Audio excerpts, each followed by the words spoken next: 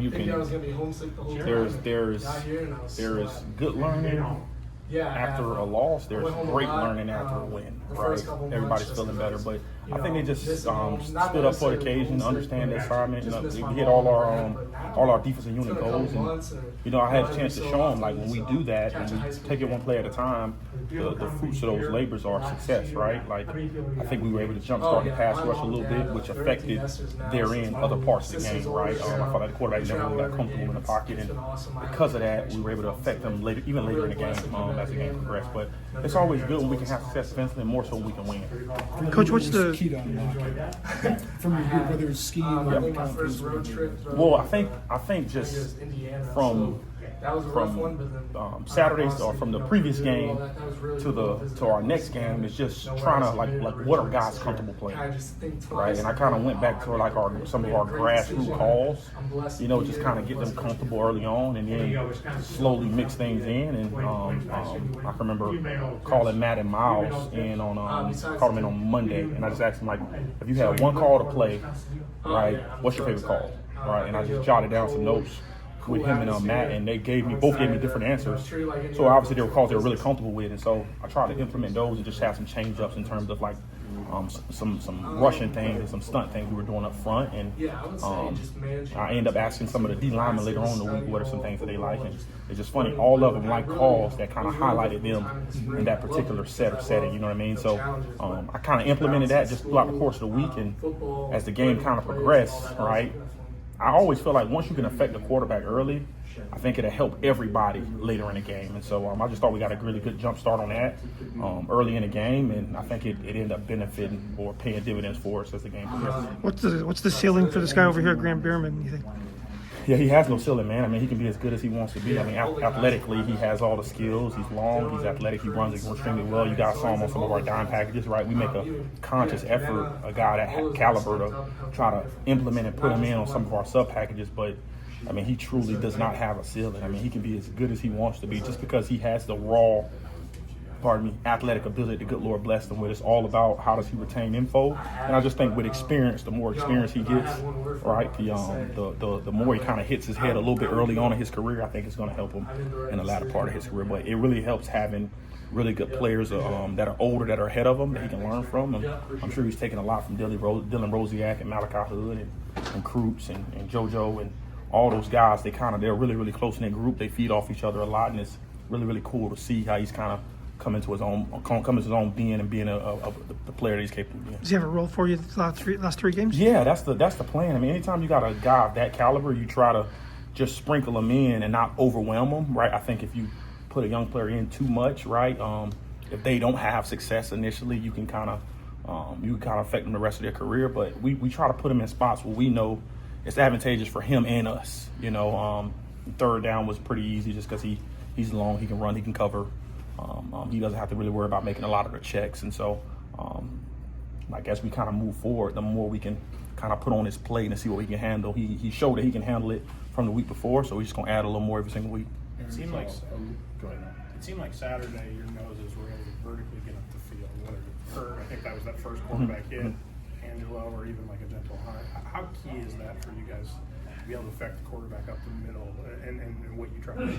Yeah, it's vital. Well, that was part of the game plan, right? We saw it just in some other games that Rutgers played in, that some other teams ran some similar fronts, and they were able to get some vertical penetration. So we kind of implemented that a little bit, and after implementing, probably going to be something that we carry for the rest of the time through, just because when you can jumpstart those guys, it really not only helps them, but the guys around them, right, in terms of that guy getting vertical penetration and affecting the quarterback. It really helped him, it helped the linebackers, it helped the safeties, and anytime you can be destructive in the center of people's offenses, like in the core of the offensive formation, I think you got a chance to really, really just cause some chaos up front, and hopefully quarterback makes an errant throw here, errant throw there, and you were able to see that just because of the pressure or because of the vertical penetration that those guys were creating. Saw a little bit more man on Saturday. I don't know if that was Rutgers matchup based or I guess broadly. What do you look for to have the confidence to call that with your personality? It varies from week to week, right? I think just as a play caller, like I'm always trying to put guys in positions to have success, knowing that, right? I can remember Derek Mason always telling me, right, you got to be able to move the stress, right? Move the stress. On some particular plays, like the corners are going to have a little more stress than the guys inside. And so on Saturday in particular, I thought Rutgers receivers were really good going into that game, right? But one thing I was trying to do, just coming off of the heels of the Washington game, I was just trying to jumpstart our guys up front. You know, like I feel like no matter how good you are in the secondary, if you can get your guys penetrating vertically, right? Like you may not have to worry about the ball even getting off, right? If you can have those guys just get off the ball and get to the quarterback as fast as possible. So we played some man, we played some zone, but I was more so geared towards the front and trying to jumpstart those guys and hoping that it would affect the quarterback for not just the start of the game, but just for the rest of the game. And I think it did. Gabe was a little more wide in this game. Like, what did that do for him? Yeah. Well, I think it was some things that we saw on film that pardon me, gave us that ability, excuse me, to move them out there and slide them out a little wider. Just with we had some games going in, we had some stunts going in, some run stunts and some pass stunts, and we knew that just if we just adjusted his alignment, we would force some of those tackles just to kick out wider. That'll force some of our interior pressures that we had will open up, and so it was all obviously it's a game of chess. You're just trying to find those matchups and pieces based off things you see on film, and obviously we played Gabe to the field and to the boundary. He's probably more to the boundary than normal, but we found a matchup that we like, and I just tried to keep bringing it just with a guy of his caliber, just so we can get it jump started to help those guys on the outside, as the game progressed. You guys had like a second bye week within a month. Was this good timing to get another bye week, or do you guys want to get right back on the field after a pretty good Rutgers game?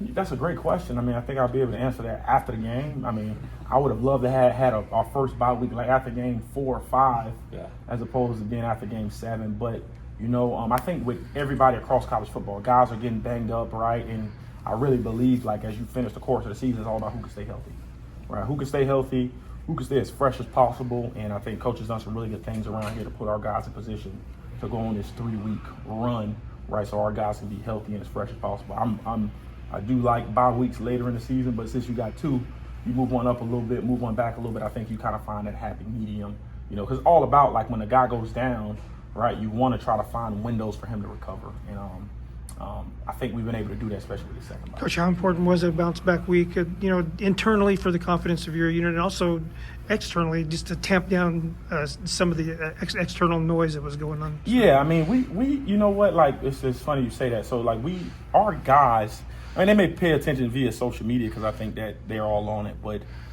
and just here in our building, I mean, you wouldn't have known that, right? Just how they operate.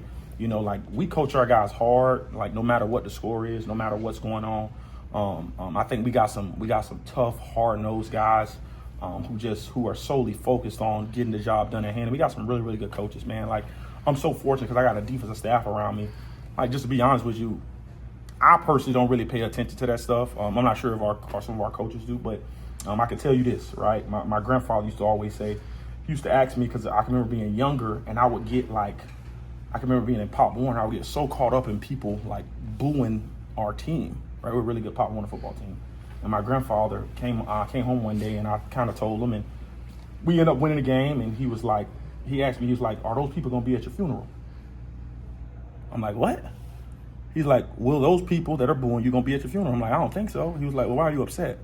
Right? Like why are you letting that bother you? I'm very fortunate. I understand the role I'm in. I understand there's criticism that comes with it.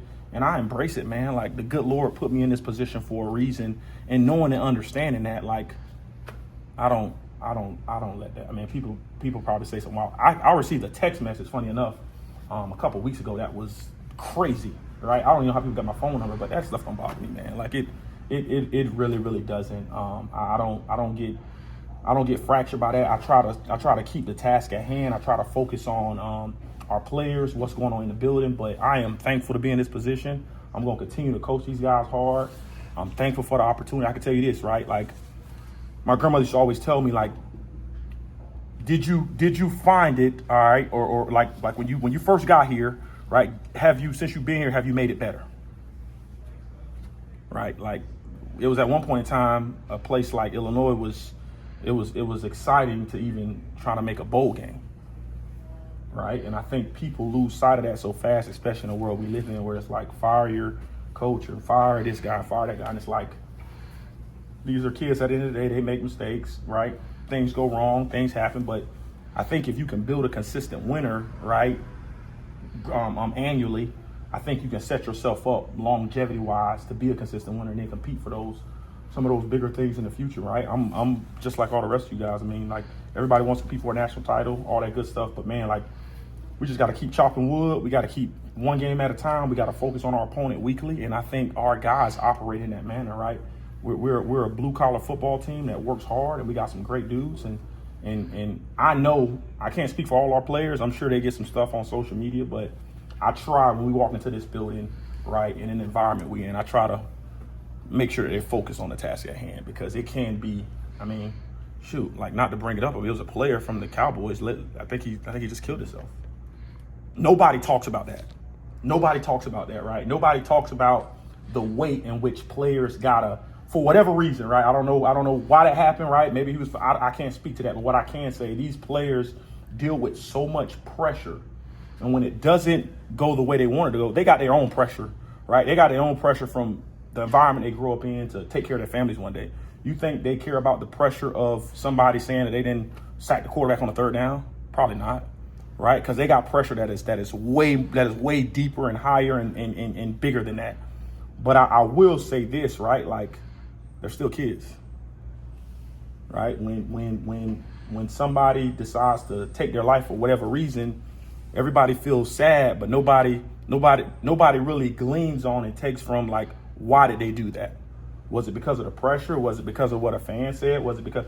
And it's easy to criticize, but, like, how about if we developed a sense of community for passion and love? How about that?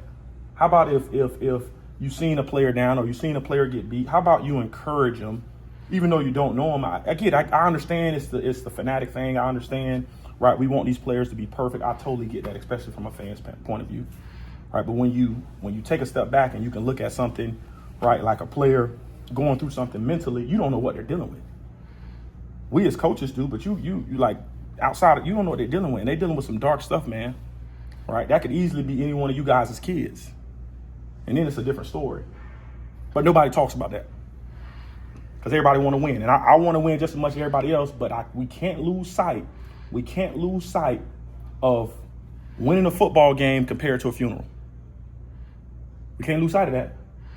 Right? I think once we start to lose sight of that, we lose sight of human interaction and how people's emotions and feelings feel. And I get it. It's the big boy stage. Right, it's the big boy stage, right? We gotta win.